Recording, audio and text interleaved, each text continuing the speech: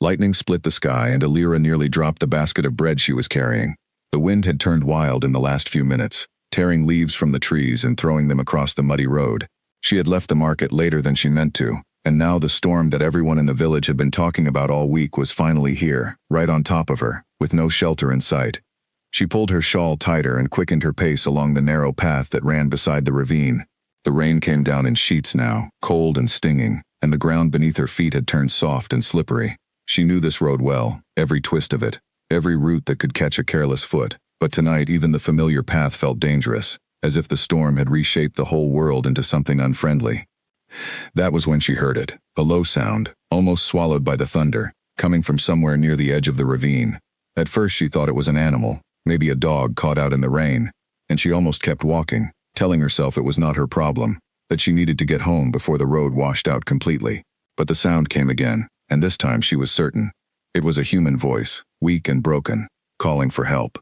Alira stopped in the middle of the road, rain running down her face, her heart suddenly pounding faster than the thunder above her. She could turn back. She could pretend she had not heard anything. Nobody would ever know, but something in her would not let her legs move toward home. She turned instead toward the ravine, stepping carefully through the mud, using the trunks of young trees to keep her balance as the ground grew steeper. The lightning flashed again, and in that brief burst of white light she saw him, a man lying twisted near a cluster of rocks, one arm bent beneath him, his clothes torn and soaked, his face pale as the underside of a fish. For a moment she froze, afraid he might already be gone, afraid of what she might find if she came closer. Then his chest rose, just slightly, and she knew he was still breathing.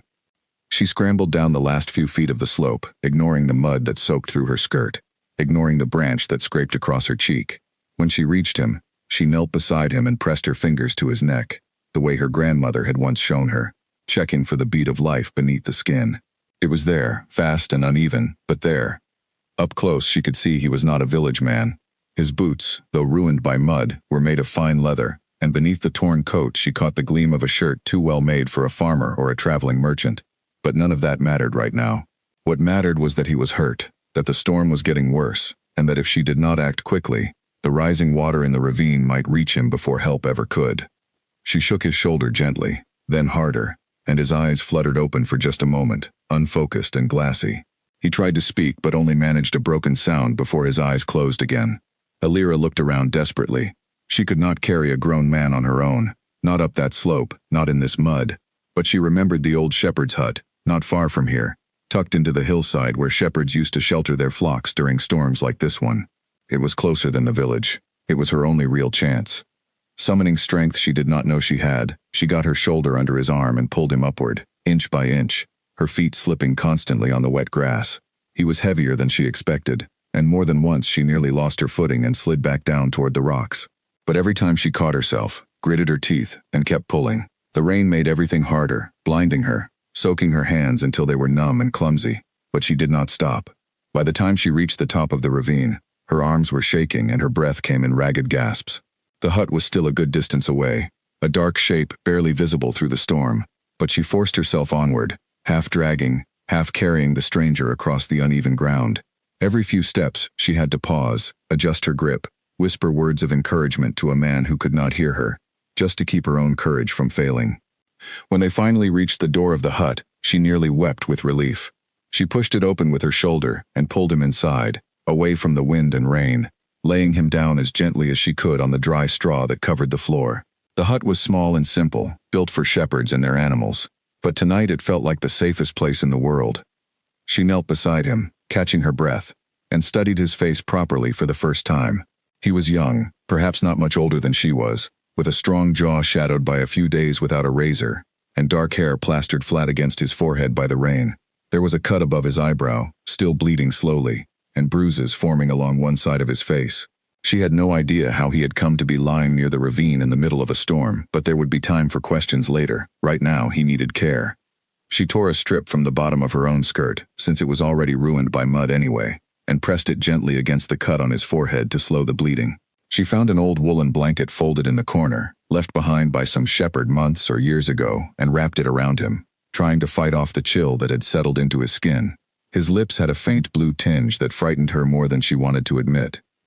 Outside, the storm raged on, rattling the wooden door and hissing through the gaps in the walls. But inside the hut, Alira worked steadily, checking his breathing, keeping him warm, talking to him softly even though she did not know if he could hear a single word. She told him about the market she had visited that day, about the bread in her basket that was probably ruined now, about anything at all, because the silence in the hut felt heavier than the storm outside, and she needed to fill it with something.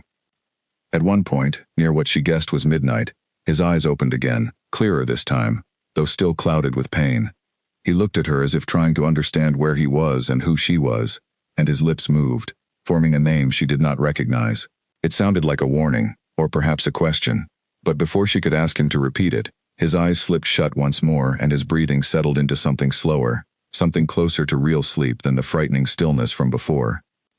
Alira did not sleep at all that night. She sat beside him on the cold floor of the hut, feeding small pieces of dry wood into the little fire she had managed to build using flint she always carried in her pocket, a habit her father had taught her before he passed away. She watched the stranger's chest rise and fall, counted his breaths when she grew too tired to think of anything else, and listened to the storm slowly lose its anger outside, the thunder growing more distant with each passing hour. She thought about her own situation as she sat there, about the household she served, about the mistress who would surely be furious that she had not returned home by dark, about the excuses she would need to invent in the morning. But strangely, none of that worried her as much as it should have. There was something about sitting beside this stranger, keeping him alive through the worst hours of the night, that made everything else feel small and distant, like problems that belonged to a different life entirely. Just before dawn, when the rain had faded to a gentle patter on the roof and the first gray light began creeping through the cracks around the door, the stranger stirred again. This time his eyes opened and stayed open, focusing slowly on her face as if he were trying to solve a puzzle. His voice, when it finally came, was rough and quiet. He asked her where he was, and she told him, keeping her tone calm and steady even though her own heart was racing with relief that he was truly awake now, truly alive. She explained about the storm, about finding him near the ravine, about dragging him to the hut because it was the closest shelter she knew. He listened without interrupting, his eyes never leaving her face, and when she finished, he simply said thank you, in a voice so quiet she almost missed it beneath the last whispers of the fading storm. She asked him his name, and there was a pause before he answered, a pause just long enough that she noticed it, though she did not think much of it at the time. He told her his name was Win, and nothing more. No mention of where he came from, no explanation for why he had been lying wounded near a ravine in the middle of a violent storm, no family name, no story at all. Just Win, offered like a single stone dropped into a deep well, giving no hint of what lay beneath the surface. Alira did not press him. She had learned long ago, working in the households of others, that people often carried burdens they were not ready to share, and that kindness sometimes meant simply not asking. Instead, she helped him sit up slowly, checked the cut on his forehead, which had stopped bleeding sometime in the night, and told him he would need real medical care soon, more than she could offer with strips of torn cloth and a small fire. He tried to stand, wincing as he put weight on one leg, and she moved quickly to steady him, surprised at how easily he leaned on her. This stranger who, by his fine boots and finer shirt, seemed to belong to a world far above her own. For a moment their eyes met, and something passed between them that neither of them could have named. A kind of understanding that had nothing to do with who either of them was outside that small shepherd's hut, and everything to do with what had happened inside it during the long hours of the storm. Outside, the sky was beginning to clear, streaks of pale gold breaking through the retreating clouds, and somewhere in the distance a rooster called out the start of a new day. Alira looked at the stranger beside her, this man called Win, whose life she had saved without knowing anything about him, and felt a strange certainty settle in her chest, a feeling that this storm, and this night, and this stranger, were only the beginning of something much larger than either of them yet understood. She helped him to the door of the hut, and together they stepped out into the washed clean morning, the ravine below them swollen and loud with runoff water, the road ahead muddy but passable. Neither of them spoke as they began the slow walk back toward the village, but the silence between them was not empty. It was full of questions neither was ready to ask, and answers neither was ready to give, and the quiet, growing knowledge that their paths, having crossed once in the middle of a storm, were not likely to simply drift apart again. The village came into view slowly, rooftops emerging through the thinning mist, smoke beginning to rise from chimneys as households woke to face the aftermath of the night's storm. Alira glanced sideways at the man walking beside her, still unsteady on his feet, still giving away nothing about who he truly was. and wondered, with a small shiver that had nothing to do with the cold morning air, exactly what kind of story she had stumbled into when she chose to climb down into that ravine instead of walking on toward home. At the edge of the village, where the road split toward the market square in one direction and toward the servants' quarters of the grand houses in the other, Wynne stopped walking. He turned to face her fully for the first time in the clear morning light, and Alira saw properly, for the first time, just how striking his eyes were, a deep gray that seemed to hold more thoughts than he was willing to share. He thanked her again, more formally this time, and told her that he would not forget what she had done for him that night. Then, before she could ask where he intended to go or how he planned to find care for his injuries, he turned and walked away down the road toward the market square, favoring one leg slightly, his torn coat still hanging loose around his shoulders. Alira stood alone at the crossroads for a long moment, watching him go, the basket of ruined bread still hanging forgotten from her arm, and felt the strange, unsettled sensation that she had just let something important walk away from her, though she could not have explained why, not even to herself. Then she turned toward home, toward the scolding she knew was waiting for her, toward the ordinary life she had lived every day before the storm, and told herself firmly that whatever had happened in that shepherd's hut was over now, a strange night best forgotten. But even as she thought it, some small, stubborn part of her refused to believe it was true. 3 days passed before Alira saw him again, and in those 3 days her life at the Ashworth household grew harder in ways that had nothing to do with the storm. Lady Prisca Ashworth, her mistress, had not forgiven her for returning home so late and so muddy, and had made her feelings known through a string of extra chores and sharp comments that followed Alira through every hour of her waking day. Scrub the floors again, though they were already clean. Mend the torn linens by candlelight, though her eyes burned with tiredness. Fetch water twice as often as usual, simply because Lady Prisca decided the well seemed to run slower than it used to. Alira bore it all without complaint, as she always did, because complaining had never once made her life easier, only harder. She had learned that lesson early, back when her parents were still alive, and the world had seemed kinder, before illness took her mother and an accident on the northern road took her father within the same difficult year. Since then she had learned to keep her head down, to work hard, and to hope that hard work alone would be enough to keep a roof over her head and food on her plate. But even as she scrubbed and mended and carried heavy buckets across the courtyard, her mind kept drifting back to the stranger from the storm. Wynne, he had called himself, though even now, days later, the name still felt incomplete somehow, like a door left only halfway open. She wondered if his injuries had healed properly, if he had found a real doctor, if he had made it safely to wherever he had been trying to go before the storm knocked him from whatever road he had been traveling. She told herself these thoughts were foolish, that she had done a good deed and nothing more, and that a man who wore boots that fine had certainly not needed her worry after that first morning. Yet the thoughts kept returning anyway, stubborn as weeds that refused to stay pulled. On the 4th day, while she was beating dust from the household rugs in the side yard, one of the younger servants, a cheerful girl named Netta who worked in the kitchens, came rushing out with news that made Alira's hands go still on the rug she was holding. There was a man asking for her, Netta said breathlessly, standing right now at the front gate, refusing to state his business to anyone but her. Alira's heart gave a strange, uneven thump. She smoothed down her apron as best she could, wiped the dust from her hands, and hurried around to the front of the house, half expecting the whole thing to be some mistake, some other Alira the man was truly looking for. But when she reached the gate, there he was, standing straighter than he had the last time she saw him, dressed now in clean clothes that fit him properly, though still simple enough not to draw much attention. The cut above his eyebrow had begun to heal into a thin pink line, and the bruising along his jaw had faded to a pale yellow shadow. He greeted her with a small, careful smile, the kind of smile a person gives when they are not entirely certain of their welcome, and told her that he had come to properly thank her for what she had done, since he felt the thanks he offered that first morning had been far too brief for what she deserved. Alira, aware of Netta lingering nearby with wide, curious eyes, and aware too of the household windows that overlooked the front gate, felt her cheeks warm with embarrassment even though she had done nothing wrong. She told him there was no need for further thanks, that anyone would have done the same for a person found injured in a storm. But Wynne shook his head slowly and said that was not entirely true, that in his experience, far fewer people would have done what she did than she seemed to believe. There was something in the way he said it, a weight behind the words that suggested he was speaking from more than simple politeness, but Alira did not know him well enough yet to understand what that weight might mean.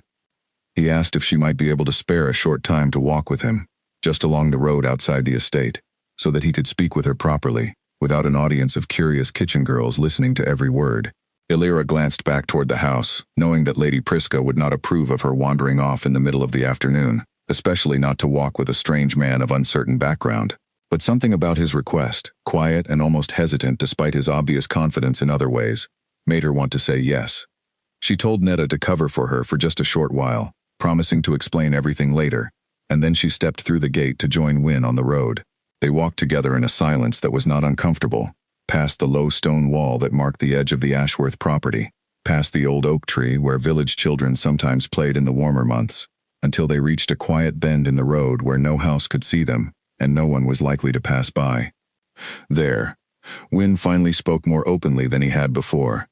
He told her that the injuries she had helped him survive had come from an accident on the road, his horse startled by the storm, and throwing him near the ravine before bolting away into the darkness. It was, he admitted, a foolish situation to have found himself in, traveling alone during weather that dangerous, but he had needed to reach a certain destination quickly, and had not wanted to wait out the storm in whatever village happened to be nearest at the time. Illyra listened carefully, noting how carefully he chose his words, how he described what had happened to him, without ever quite explaining why he had been traveling in the first place, or where that important destination might have been. She did not push him for more details, though her curiosity was growing sharper by the minute, because something about his manner told her that pushing would only make him retreat further behind whatever wall he had built around himself. Instead, she asked him simple questions, the kind that seemed safe enough to answer. Was he feeling fully recovered now? Had he found proper care for his injuries? Did he have family or friends who had been worried when he did not arrive as expected? To this last question, his expression flickered with something she could not quite name, something between amusement and discomfort, before he answered simply that yes, there were people who had been concerned, and that he had needed to send word quickly once he was well enough to do so, in order to ease their worry. As they walked, Illyra found herself talking more freely than she usually did with strangers, telling him small things about her own life almost without meaning to. She mentioned her parents, gone now for several years, and how she had come to work for the Ashworth household, after their deaths left her with no other family able to take her in. She spoke of her days, long and full of work, and admitted, with a small laugh that surprised even herself, that she sometimes dreamed of a life where she was not always someone else's servant, though she could not imagine what such a life might actually look like. Wynne listened to all of this with an attentiveness that seemed unusual for a man of his obvious means, asking follow-up questions that showed he had truly heard what she said, rather than simply waiting for his turn to speak again. There was something in his eyes as he watched her, a kind of quiet wonder that Illyra noticed but could not fully interpret, as though he were seeing something in her that surprised him, something he had not expected to find. Eventually, aware that too much time had passed and that Lady Priska would soon begin asking difficult questions, Illyra said she needed to return to the house. Wynne nodded, seeming almost reluctant to let the conversation end, and walked with her back toward the gate. Just before they parted, he reached into the pocket of his coat and drew out a small object, which he pressed gently into her palm before she could protest. It was a ring, plain and simple in design, made of some pale metal she could not immediately identify, with no jewels or decoration to mark it as valuable. Illyra tried to give it back, insisting that she had helped him because it was the right thing to do, not because she expected any kind of payment or reward. But Wynne closed her fingers gently around the ring and told her, in a tone that left no room for further argument, that it was not payment, only a token, something to remember him by, in case their paths never crossed again. There was something almost sad in the way he said it, as if he already suspected that their worlds, however briefly connected by one stormy night, were destined to pull apart again just as quickly. Illyra slipped the ring into the small pouch she kept tied at her waist, thanked him quietly, and returned through the gate without looking back, though she could feel his eyes on her the whole way, watching until the house swallowed her from view. That evening, after her chores were finally finished and the household had settled into its nighttime quiet, Illyra sat alone in the small room she shared with two other servants and examined the ring more closely by candlelight. It was heavier than it looked, and the metal, though unadorned, had a faint sheen that suggested it might be worth more than she first assumed. She turned it over in her fingers, wondering again about the man who had given it to her, about the careful way he spoke, about the questions he had asked that seemed designed to learn everything about her, while revealing almost nothing about himself in return.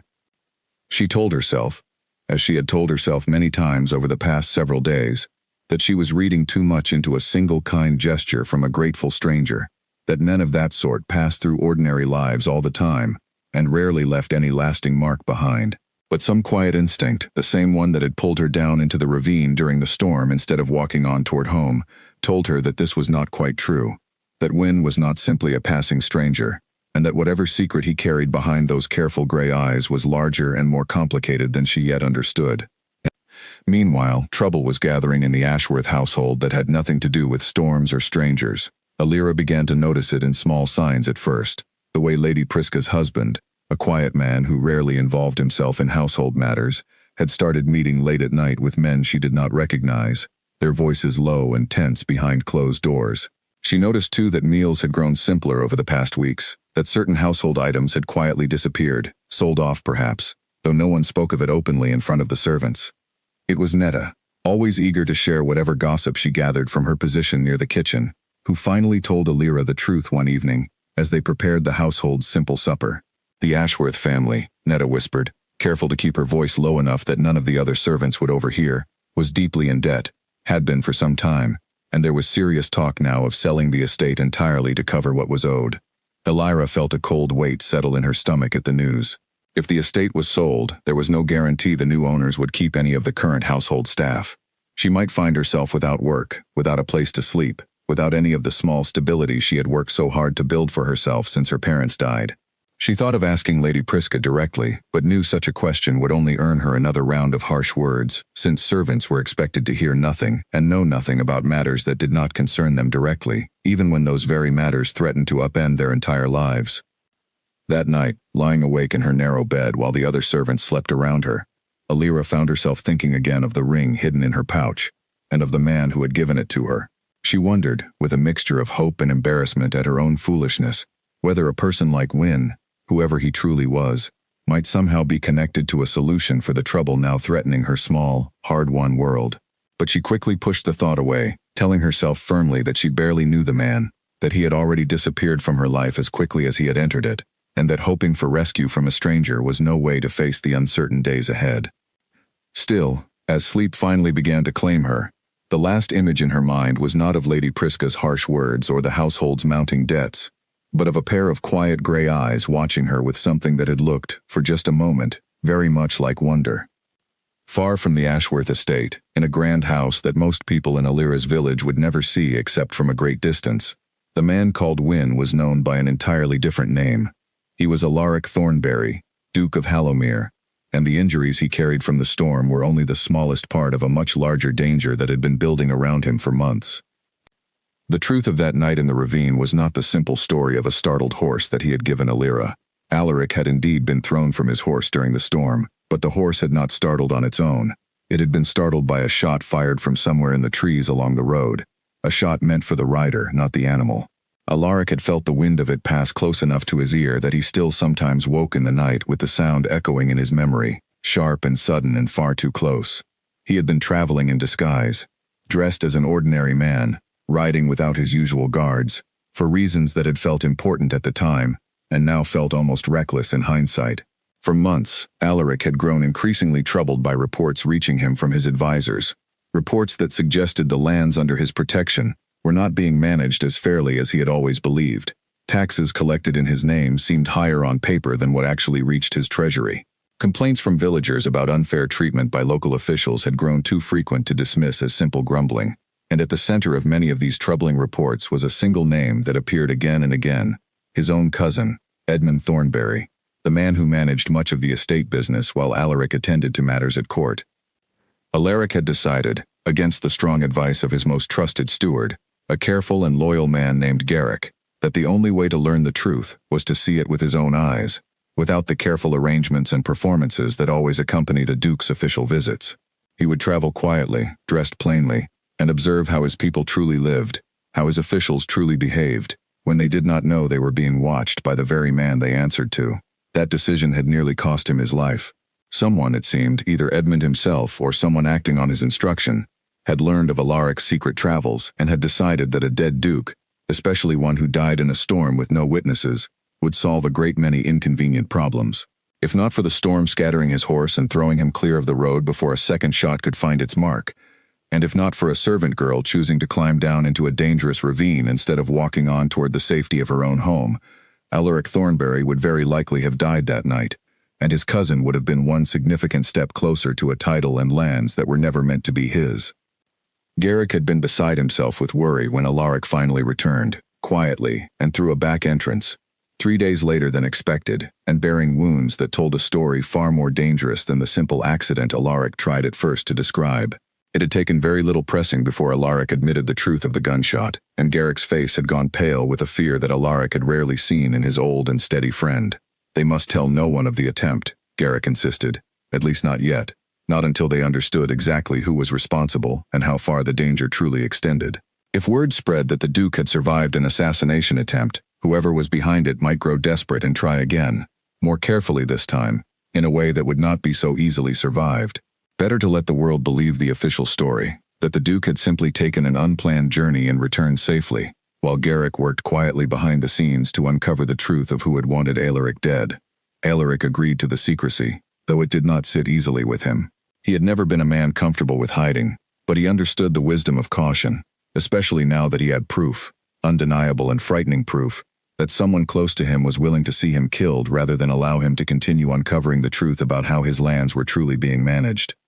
But even as Garrick worked to investigate the attack, Alaric found his thoughts returning again and again to the girl who had saved him, the servant with mud on her hands and fierce determination in her eyes, who had dragged him to safety without knowing or seeming to care that he was worth more than her entire village combined. He had met many people in his life who bowed and flattered and calculated every word for the effect it might have on a duke's favor. He had never before met someone who had shown him such unguarded kindness while believing him to be nothing more than an ordinary, injured stranger.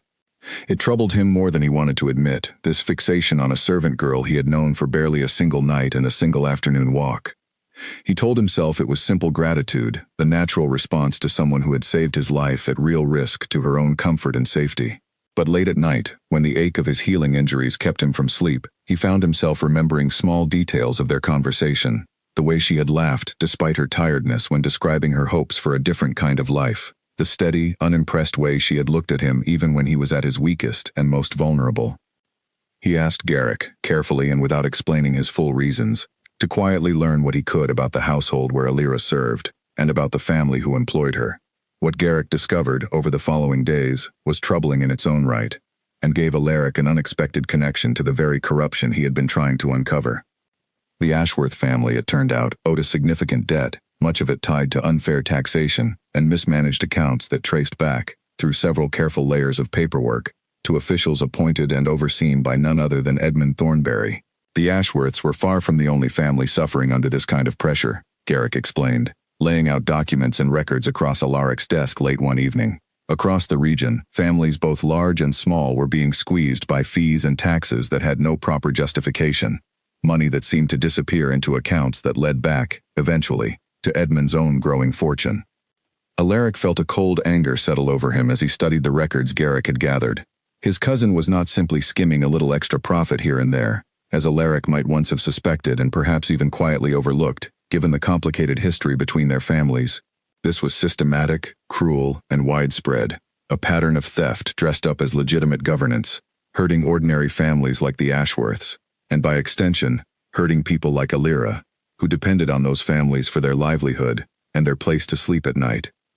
The estate Alira served, Garrick reported further, was now at genuine risk of being sold, and there were already quiet inquiries being made about purchasing it, inquiries that traced back, though carefully hidden behind several other names, to Edmund himself. It seemed Edmund intended not only to drain wealth from the region through corrupt taxation, but to buy up struggling properties for a fraction of their true worth once their owners had been driven to desperation, expanding his own personal holdings while the Duke he served remained largely unaware in his distant court.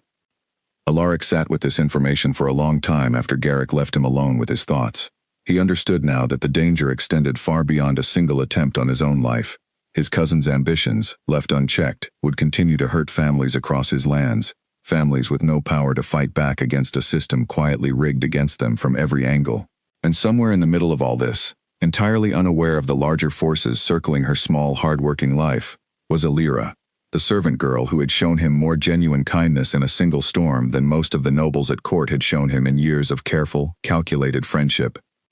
He made a decision that night, one that Garrick would later call reckless, though he made it anyway with a certainty that surprised even himself. He would not simply retreat to the safety of his official duties and let his advisors quietly handle the investigation from a careful distance. He would return, in disguise once more, to observe the Ashworth estate directly, to learn firsthand the full extent of what his cousin's corruption had done to the people living there, and, though he was reluctant to fully admit this second reason even to himself, to see Alira again, to understand why a single night in a storm had left such an unexpected mark on him. Garrick argued fiercely against the plan, reminding Alaric of the very real danger that had nearly killed him just weeks earlier, and insisting that a second unnecessary journey, especially one so close to territory connected to Edmund's schemes, was far too risky given everything they now knew. But Alaric had made up his mind, and eventually Garrick, recognizing the familiar stubborn set of his duke's jaw, agreed to help arrange the visit as safely as circumstances would allow, insisting only that this time, Alaric travel with a small, discreet guard positioned nearby, ready to intervene at the first sign of trouble, even if Alaric himself remained unaware of exactly where they were stationed.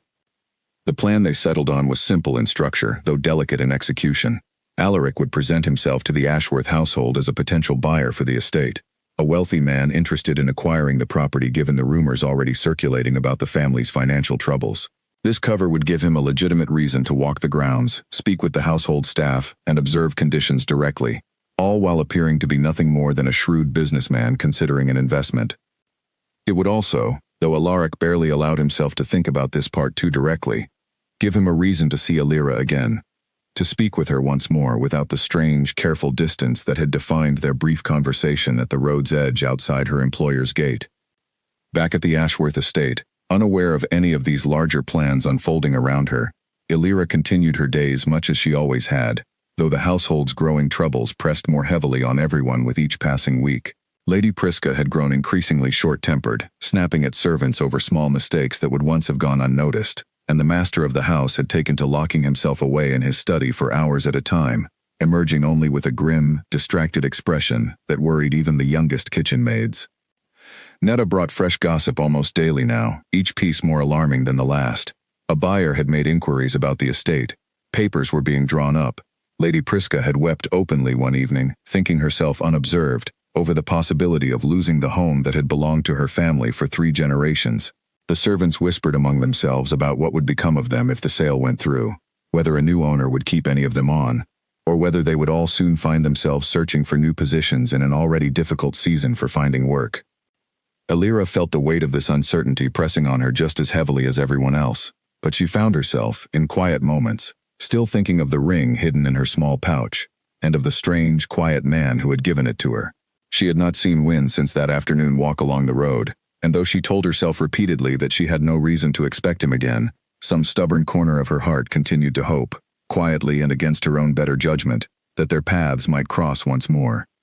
She did not know, could not have known, that the very forces threatening to unravel her small, careful world and the mysterious stranger who had captured her curiosity during one violent storm were connected by threads far more tangled and dangerous than she could have imagined. She only knew that the ground beneath her feet, once steady despite its hardships, had begun to feel increasingly uncertain, and that she had no way of predicting what the coming days might bring, for herself, for the household she served, or for the strange, unfinished story that had begun the night she chose to climb down into a ravine instead of walking on toward home. Then, on a bright afternoon nearly 2 weeks after their walk along the road, word reached the household that a wealthy visitor had arrived at the front gate, requesting a full tour of the estate grounds and buildings, with serious interest in making an offer to purchase the property. Lady Prisca, desperate and eager despite her pride, ordered the household into its best possible appearance within the hour, sending servants scrambling to sweep floors, polish what little silver remained unsold, and present the estate in the best light they could manage on such short notice. Alira, assigned along with several other servants to assist with preparations for the visit, felt a strange, nervous flutter in her chest that she could not fully explain, though she told herself firmly it had nothing to do with hope and everything to do with simple worry over what the sale of the estate might mean for her own uncertain future. She had no way of knowing, as she hurried to fetch fresh linens and arrange flowers in the front hall, that the wealthy visitor now approaching the gate in a fine carriage was no stranger to her at all, but the very man whose gray eyes had haunted her thoughts since the night of the storm, arriving now not as Wynne, but as someone she had never once imagined he could truly be.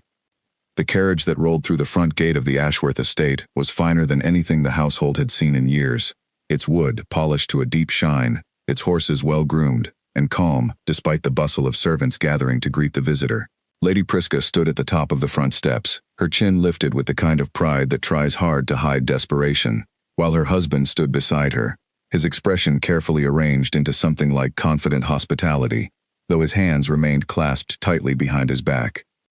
Illyra watched from a side doorway, holding a tray of refreshments she had been instructed to bring out once the visitor was properly seated, and felt her breath catch slightly as the carriage door opened and a man stepped down into the afternoon light. He was dressed far more formally than she had ever seen a man dressed before. His coat a deep, rich blue, his boots polished to a mirror shine, his dark hair neatly combed back from a face that seemed, for just a moment, oddly familiar, though she could not immediately place why. He introduced himself to Lady Prisca and her husband with a title Illyra did not fully catch from her distance by the doorway, something formal and important sounding that made both Lady Prisca and her husband bow slightly lower than Illyra had ever seen them bow to anyone before. Whoever this visitor truly was, he was clearly a person of significant standing, far beyond the wealthy merchant Illyra had expected based on the household gossip. As the visitor was led through the front hall and into the main sitting room, Illyra followed with her tray of refreshments, keeping her eyes properly lowered, as she had been trained to do in the presence of important guests. She set the tray down carefully on the side table, and it was only as she straightened up, preparing to step back and leave the room as quickly as etiquette allowed, that the visitor's eyes met hers directly for the first time. For a single, suspended moment, neither of them moved. Illyra felt something cold and startled pass through her chest as she studied his face properly, the strong jaw, the dark hair, and most of all, those quiet gray eyes that she had spent the past 2 weeks trying, without success, to stop thinking about. It could not be. The clothes were wrong, the bearing was wrong. The entire presentation of the man standing before her was so far removed from the injured stranger she had dragged from a ravine that her mind refused, for several long seconds, to accept what her eyes were telling her. But then he offered her the smallest, almost imperceptible nod, a gesture so brief that Lady Prisca and her husband, deep in their own nervous conversation about the estate's finest features, did not even notice it. And in that small nod, Illyra felt her last doubt collapse entirely. It was him. Somehow, impossibly, the man called Wynne and this important visitor were the very same person. She managed, through sheer force of will, to complete her small duties in the room without giving away her shock, stepping back toward the doorway on legs that felt strangely unsteady beneath her. But her mind raced the entire time, turning over questions that had no easy answers. Who was he truly, if not the ordinary traveler he had claimed to be? Why had he lied to her, or at the very least, allowed her to believe something far less than the whole truth? And what did it mean that he had now arrived, of all places, at the very estate where she worked, expressing interest in purchasing the property that housed both her livelihood and her small, precarious sense of security? The tour of the estate grounds took most of the afternoon, with Lady Prisca and her husband leading the visitor through every room and garden path, eager to showcase the property in its best possible light despite its obvious signs of financial strain. Illyra found herself assigned to several small tasks throughout the tour, fetching items, adjusting arrangements, remaining always somewhere nearby though never directly part of the formal proceedings. Each time their paths crossed, even briefly, she felt his eyes find hers, steady and searching, as though he were trying to communicate something he could not yet say aloud. It was not until late in the afternoon, when the formal tour had concluded and the visitor requested a few private minutes to walk the gardens alone before departing, that Illyra finally found herself alone with him, in the quiet stretch of garden path furthest from the main house, where the roses grew thick along an old stone wall. She had been sent to gather fresh herbs from the small kitchen garden nearby, and it was there that he found her, appearing suddenly at the end of the row of herb plants as though he had been waiting for exactly this opportunity. Illyra straightened up slowly, her hands still holding a small bundle of rosemary, and looked at him with an expression that mixed hurt and confusion, and something sharper underneath, something close to anger. He began to speak first, his voice quieter now than the formal tone he had used with Lady Prisca and her husband, closer to the voice she remembered from the shepherd's hut. He told her his true name, Alaric Thornberry, Duke of Hallowmere, and watched her carefully as the words settled over her, watching for whatever reaction might follow. Illyra felt her chest tighten with a complicated mixture of emotions she could not immediately sort through. A duke. The man she had dragged through mud and rain, the man she had spoken to so freely about her hopes and her small, ordinary dreams, was in truth one of the most powerful men in the entire region, someone whose life and decisions shaped the fortunes of countless families, including, she now understood with a sinking feeling, her own. she asked him, her voice tighter than she meant it to be. Why he had not told her the truth from the very beginning. Why he had let her believe he was simply an ordinary traveler, an equal she could speak with plainly, when in fact he was someone so far above her station that the very idea of their easy conversation now felt almost impossible to believe had happened at all.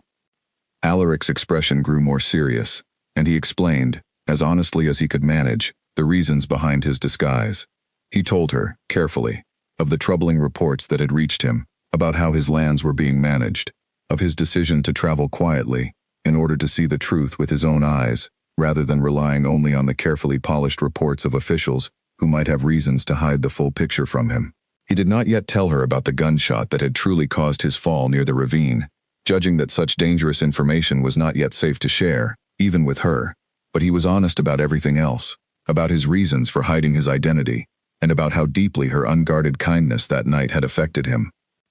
It was not a test, he insisted, when she suggested, with obvious hurt in her voice, that perhaps he had simply been evaluating her, judging whether her kindness was genuine, or merely a servant's practiced performance, for someone she wrongly believed held some importance. He had never expected to encounter anyone at all on that road during the storm, he explained, let alone someone willing to risk her own safety to help a stranger she owed nothing to. Her kindness had not been tested. It had simply been witnessed, honestly and completely, in a way he had rarely experienced from anyone in his entire life, surrounded as he usually was by people who knew exactly who he was, and shaped every word and gesture accordingly.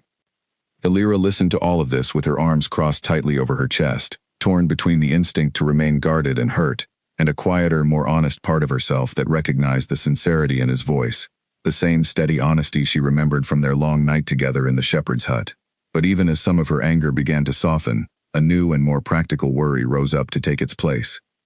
She asked him directly, her voice careful now, whether his interest in purchasing the Ashworth estate had anything to do with her, whether he had arranged this entire visit as some elaborate excuse to see her again, rather than a genuine business consideration. Alaric hesitated before answering, and that hesitation told her more than his eventual words did. He admitted, honestly, that her presence at this particular estate had certainly influenced his decision to personally oversee this visit rather than sending an official in his place. But he insisted, just as honestly, that the estate's troubles and the reasons behind them were real and serious, connected to a larger pattern of corruption he was determined to uncover and correct, regardless of any personal feelings involved.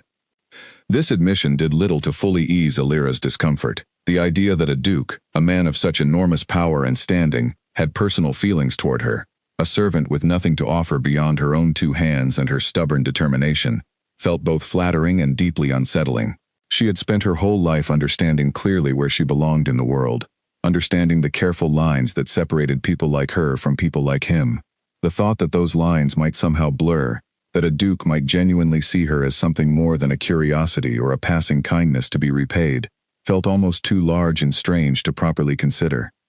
She told him, with more honesty than perhaps wisdom, that she did not know what to do with any of this information, that her life was already complicated enough without adding the weight of a duke's attention to it, especially now, when her entire household teetered on the edge of losing everything they had. Alaric listened to her words carefully, and something in his expression softened further, understanding rather than offended by her honest confusion.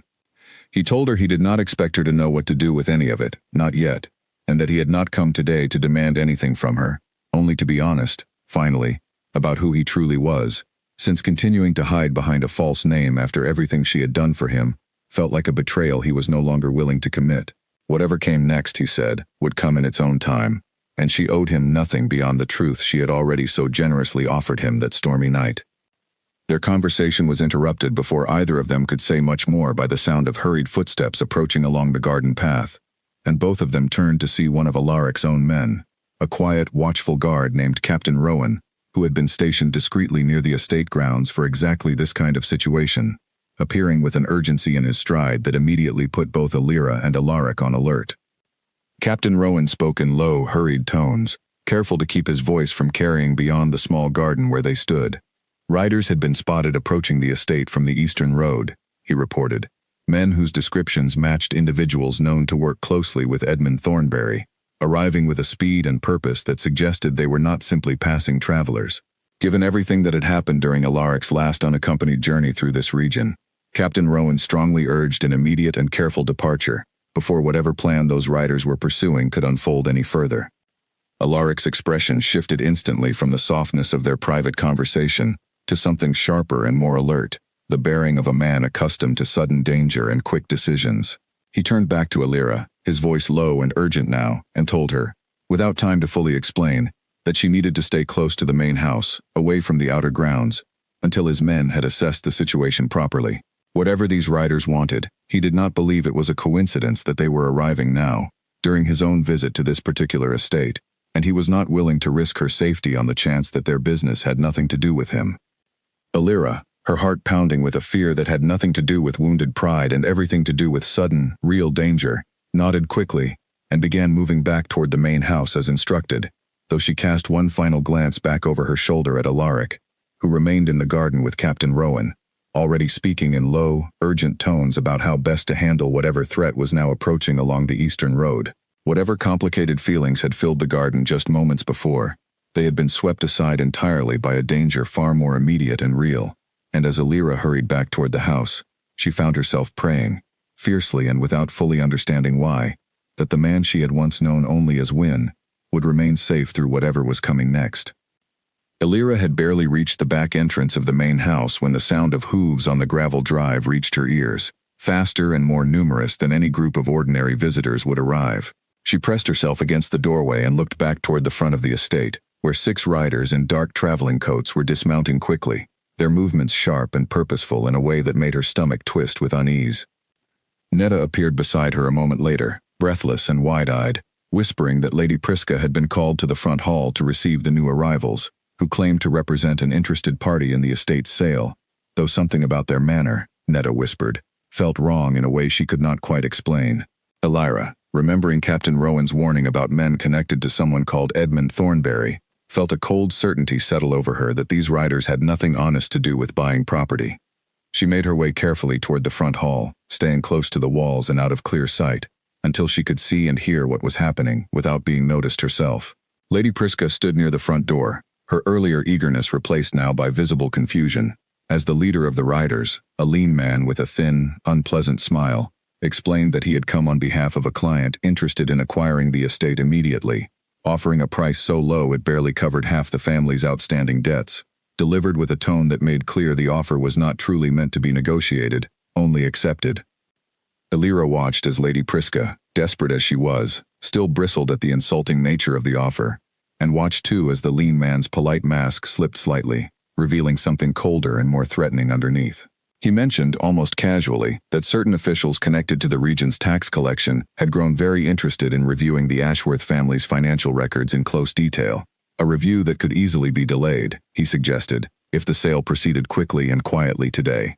It was a threat, thinly disguised as a business proposal, and Alira understood immediately, with a clarity that frightened her, that these men had been sent specifically because Alaric's presence at the estate had been discovered, and someone wanted this property secured, or this situation controlled, before the Duke could interfere any further with whatever scheme was unfolding around it.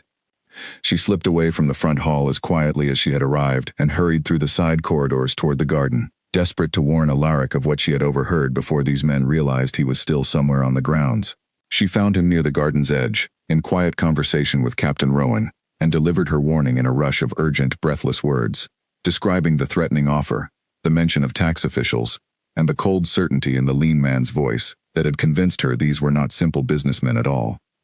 Alaric's jaw tightened as he listened, and Captain Rowan's hand moved instinctively toward the sword at his side. This confirmed, Alaric said quietly, everything he had suspected about his cousin's reach and desperation. Edmund was clearly aware that his cousin the Duke had survived the attempt on his life during the storm, and was now moving quickly and aggressively to secure whatever advantages he could before Alaric's official investigation could gather enough evidence to expose him fully. There was no more time for careful, quiet observation. Alaric made a decision in that moment, turning to Captain Rowan with instructions delivered in the crisp, commanding tone of a man used to being obeyed instantly. Rowan was to send word immediately to the small guard unit stationed nearby, bringing them openly onto the estate grounds now, while Alaric himself would confront the situation directly, revealing his true identity to end whatever scheme these men believed they were carrying out.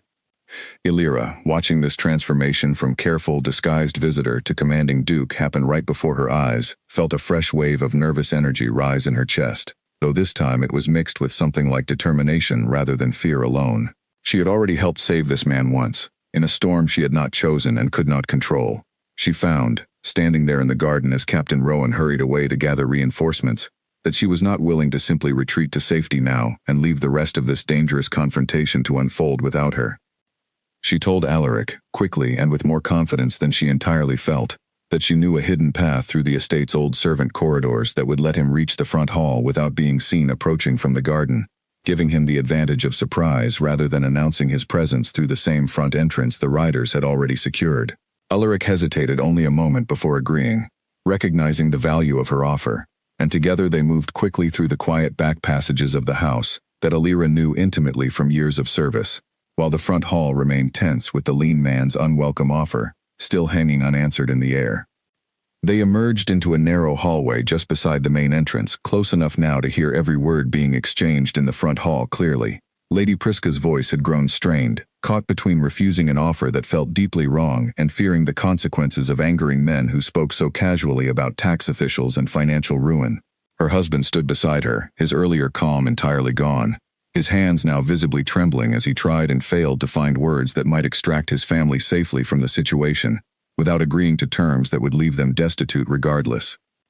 Alaric stepped forward into the front hall at exactly this moment, his bearing transformed completely from the careful, watchful visitor of earlier in the day into something unmistakably commanding, a presence that filled the room the instant he appeared. The lean man's confident expression faltered slightly, as Alaric announced, in a clear voice that left no room for doubt, exactly who he was, Duke of Hallowmere, and demanded to know by whose authority these men had arrived to threaten a family under his protection with such thinly disguised extortion. The effect on the room was immediate. Lady Prisca's hand flew to her chest in shock, her husband's mouth fell open, and the lean man and his companions exchanged quick, uneasy glances, clearly caught completely off guard by the sudden and undeniable presence of the very duke their employer had likely hoped to avoid entirely. The lean man attempted, weakly, to claim he represented only a private business interest with no connection to any official scheme, but his composure had already cracked too visibly for the claim to hold much weight. It was at this tense moment, with the front hall frozen in stunned silence and uncertainty, that Captain Rowan returned with several members of the Duke's small but capable guard, their presence at the doorway removing any remaining doubt about how thoroughly the balance of power in the room had shifted. The lean man, recognizing quickly that continued bluffing would serve him poorly, began speaking rapidly, offering names and details in an obvious attempt to shift blame away from himself and toward whoever had truly sent him, in the hope of softening whatever consequences now awaited him. The name he finally spoke, confirming everything Alaric and Garrick had already suspected through weeks of careful investigation, was Edmund Thornberry, described now openly as the man who had orchestrated not only this attempted forced purchase of the Ashworth estate, but a wider pattern of pressure and manipulation across numerous struggling families throughout the region, all designed to quietly expand his own personal wealth and influence, while his cousin the Duke remained occupied with matters far from these lands. Alaric listened to this confession with a controlled, grim expression, and when the lean man finally finished speaking, he gave clear and immediate instructions to Captain Rowan. The men were to be taken into custody, treated fairly but firmly, and held until proper authorities could take their full statements regarding Edmund's activities. This was, Alaric explained to the shaken Ashworth family once the immediate danger had passed, only the beginning of bringing his cousin's corruption fully into the light, but it was a critical and necessary first step. Lady Prisca, still visibly shaken but beginning to understand the magnitude of what had just occurred within her own front hall, offered profuse and slightly overwhelmed gratitude to the Duke for his intervention. Alaric accepted her thanks graciously, though his eyes, more than once during the exchange, drifted toward Illyra, who stood quietly near the hallway entrance, watching the entire scene unfold, with an expression that mixed relief, lingering nervous energy, and something warmer underneath, that she was only beginning to fully understand herself. In the hours that followed, as the estate settled slowly back into a calmer rhythm, and the captured men were led away under careful guard, Alaric found a quiet moment to speak with Illyra once more, away from the attention of the recovering household. He told her, with a sincerity that carried none of the formal distance from earlier conversations, that her quick thinking and her knowledge of the hidden servant corridors had made a genuine difference in how smoothly the confrontation had been resolved, and that he owed her, once again, a debt he was not certain he could ever fully repay. Elira, still processing everything that had happened over the course of this single extraordinary day, found herself smiling, despite the lingering exhaustion in her limbs, a smile that came more easily now than it had during their tense conversation in the garden earlier that afternoon. She told him honestly that she had not planned to involve herself so directly in matters clearly far above her usual concerns, but that watching those men threaten Lady Priska and her household had stirred something in her that would not allow her to simply retreat and wait quietly for others to handle the danger. Alaric studied her for a long moment, something warm and unmistakable in his gray eyes now, unguarded in a way she had not seen from him even during their long night together in the shepherd's hut. He told her, quietly, that this fierce, unwilling to look away kind of courage was exactly what had drawn him to her from that very first night, and that everything he had learned about her since, her honesty, her quick mind, her refusal to simply accept the world as it had been handed to her, had only strengthened his certainty that she was someone truly rare, someone he did not wish to simply walk away from now that the danger had passed. He asked her then, carefully and without any of the formal distance that might have separated a duke from a servant, whether she might consider a different kind of future than the one she had always assumed was available to her, a future that involved remaining close to him, not as a servant summoned to his household, but as someone he hoped to build a genuine partnership with, built on the same honesty and respect that had defined every real conversation between them since the night of the storm. Elira felt the weight of the question settle over her fully, understanding immediately the enormous scale of what he was truly offering, and the equally enormous uncertainty that came with it. She had spent her entire life understanding clearly where she belonged, learning to expect little and appreciate whatever small stability she could secure for herself. The idea of stepping into a life so completely different, so far beyond anything she had ever imagined possible, both thrilled and frightened her in equal measure. She told him, honestly, that she needed time to fully understand what such a future would actually mean, for her sense of herself, and for the life she had worked so hard to build even within its limitations. Alaric nodded immediately, without any trace of impatience or disappointment, telling her that he understood completely, and that he had not come today expecting an immediate answer, only wanting her to know clearly and honestly where his heart stood, so that whatever decision she eventually made, she would make it with the full truth in front of her, rather than lingering uncertainty. As the sun began to set over the Ashworth estate that evening, painting the sky in the same deep gold that had followed the storm weeks earlier, Elira stood at the edge of the garden where she and Alaric had first spoken so honestly that afternoon, turning over in her mind everything that had happened, from the violent night in the ravine to this extraordinary day of revelations and danger and unexpected hope. She did not yet know what her final answer would be, but for the first time since her parents had passed away and left her to navigate the world entirely on her own, she allowed herself to imagine a future that reached beyond simple survival, a future shaped not by the narrow expectations others had always placed upon her, but by her own courage, her own choices, and the strange, storm-born connection that had brought her and a hidden duke together in the first place. In the weeks that followed, the region around Hallowmere buzzed with news of the duke's sudden and dramatic return to public life, and of the growing investigation into his cousin Edmund's affairs. Garrick worked tirelessly alongside a small group of trusted officials, gathering testimony from the captured men, cross-checking years of falsified records, and slowly building a case so complete and undeniable that even Edmund's most loyal supporters at court found themselves unable to defend him any longer. Edmund, sensing the walls closing in around him, attempted one final desperate move, arranging to flee the region entirely with whatever wealth he could gather before officials arrived to formally question him. But Alaric, having learned hard lessons from the near-fatal storm and the tense confrontation at the Ashworth estate, had anticipated exactly this kind of attempt, and Captain Rowan's men intercepted Edmund's carriage at a quiet crossing point, long before it could reach the border of Alaric's lands. There was no violence in the arrest, only a tense and quiet confrontation that ended with Edmund, pale and shaking, finally admitting in full detail the extent of his schemes, from the falsified taxes to the coordinated pressure against struggling estates, and, most seriously of all, his role in arranging the attack that had nearly killed his own cousin during that first fateful storm. The trial that followed was swift and thorough, conducted with a fairness that Alaric insisted upon even for a man who had tried to have him killed, because he believed strongly that justice built on the same corruption it sought to punish was no justice at all. Edmund was stripped of every position and privilege he had misused, ordered to return the wealth he had stolen to the families he had harmed, and sent away from Hallowmere entirely, forbidden from ever again holding any position of authority within the Duke's lands. It was not a violent ending, but it was a complete and undeniable one, closing the door firmly on the danger that had shadowed Alaric's life for months. For the Ashworth family, the resolution of Edmund's schemes brought genuine and welcome relief. With the fraudulent taxes and pressures removed, and with a portion of Edmund's returned wealth allocated toward correcting the financial harm his corruption had caused, the family found itself able to keep their estate after all, no longer facing the desperate sale that had loomed over them for so many anxious weeks. Lady Prisca, humbled by everything that had happened within her own front hall, treated her household staff with noticeably more warmth and consideration in the months that followed, though she never fully lost the sharp edge that had always defined her character.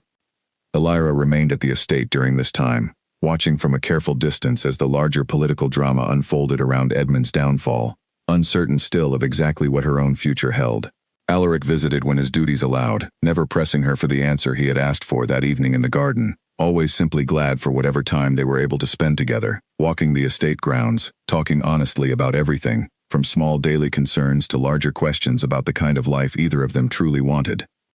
It was during one of these visits, several months after the storm that had first brought them together, that Elira finally found the clarity she had been searching for. She had spent long hours turning the question over in her mind, weighing the enormous uncertainty of the life Alaric offered against the equally real uncertainty of remaining exactly where she was, and had come to understand, slowly and carefully, that her hesitation had never truly been about doubting Alaric himself. It had been about fear, plain and simple. The fear of stepping into a world so much larger than the one she had always known, a fear that had quietly shrunk her own sense of what she deserved and what she was capable of handling. She thought often, during those months of careful consideration, of the night in the storm, of how she had chosen to climb down into that dangerous ravine instead of walking safely on toward home, simply because turning away from someone who needed help had never felt like an option worth considering, regardless of the risk to herself. That same courage, she realized eventually, was still within her, and it was not meant to be saved only for stormy nights and moments of crisis. It could guide her now too, toward a future built not on fear of the unknown, but on the same fierce, clear-headed determination that had defined every important choice she had made since her parents' deaths first forced her to navigate the world entirely on her own terms. She told Alaric her decision on a quiet afternoon much like the one when they had first spoken honestly in the garden, though this time there were no threatening riders, no urgent danger pressing in around them, only the two of them standing together beneath the same old stone wall, where the roses still grew thick and fragrant. She told him she was ready, not because the fear had entirely disappeared, but because she had finally understood that facing that fear alongside him felt far more possible and far more right than remaining forever on the safer, smaller path simply to avoid it. Alaric's response was immediate and warm, a smile breaking across his face that held none of the careful, guarded distance she remembered from their very first conversations, only open and genuine happiness. Their courtship that followed was, by necessity, a careful and gradual process, since introducing a servant girl into the highest circles of noble society required patience, tact, and no small amount of diplomatic groundwork on Garrick's part, who took to the task with the same steady loyalty he had always shown his duke. There were, inevitably, some at court who whispered doubts and objections about Alaric's unconventional choice, questioning whether a servant girl could truly adapt to the demands and expectations of noble life. But Elira, who had spent her entire life proving her worth through hard work and quiet determination, rather than inherited privilege, met these doubts with the same steady confidence that had carried her through every difficult chapter of her life so far. She learned quickly, asked thoughtful questions when she did not understand something, and won over even her most skeptical critics, through simple, unpretentious honesty that felt refreshing to many who had grown weary of the constant careful performances that usually defined life at court. Their wedding, when it finally took place nearly a year after the storm that had first brought them together, was a celebration attended by nobles and villagers alike, a blending of two very different worlds that Alaric insisted upon despite some grumbling from the more traditional members of his extended family. Lady Prisca and her household attended as honored guests, and Netta, thrilled beyond words at witnessing the extraordinary turn her friend's life had taken, could hardly stop talking about it for months afterward.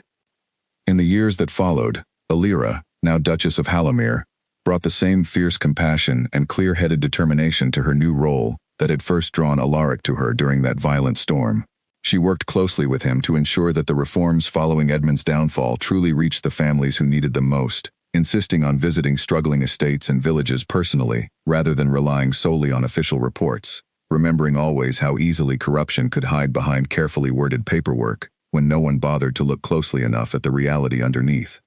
She never forgot the shepherd's hut where their story truly began, and years later, she and Alaric arranged for the old, crumbling structure to be carefully restored, not as a grand monument, but as a simple, quiet shelter, kept stocked and maintained for any traveler who might someday find themselves caught in a storm along that same lonely road. A small plaque near the door, understated and simple in keeping with Alira's own nature, read only that kindness offered freely, without knowledge of what it might return, was the truest kind there was. Their life together was not without its ordinary difficulties, the kind that come with any marriage, any partnership between two people learning to build a shared future together. But through every challenge they returned again and again to the same steady foundation that had first connected them, honesty offered freely, courage chosen deliberately even when fear remained close at hand, and a deep, mutual respect that had nothing to do with titles or wealth or the enormous gap in circumstance that had once seemed to separate a duke from a servant girl entirely.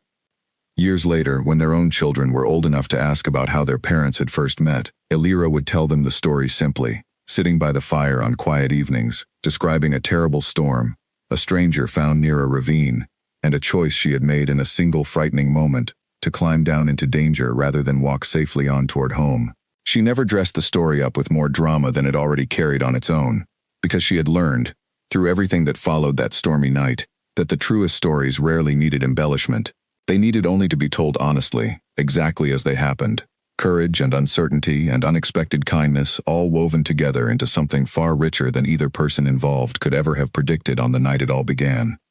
And so the story of the servant girl who saved a stranger, never once knowing during that long and dangerous night that the man she rescued would one day ask her to share his entire life, became not just a memory the two of them carried privately, but a quiet legend told throughout the villages of Hallowmere for generations afterward. A reminder that the smallest choices, made in the depths of the fiercest storms, sometimes carry the power to reshape an entire life, and that true worth was never something measured by title or birth, but by the courage to help a stranger when no one else was watching, and nothing at all was promised in return.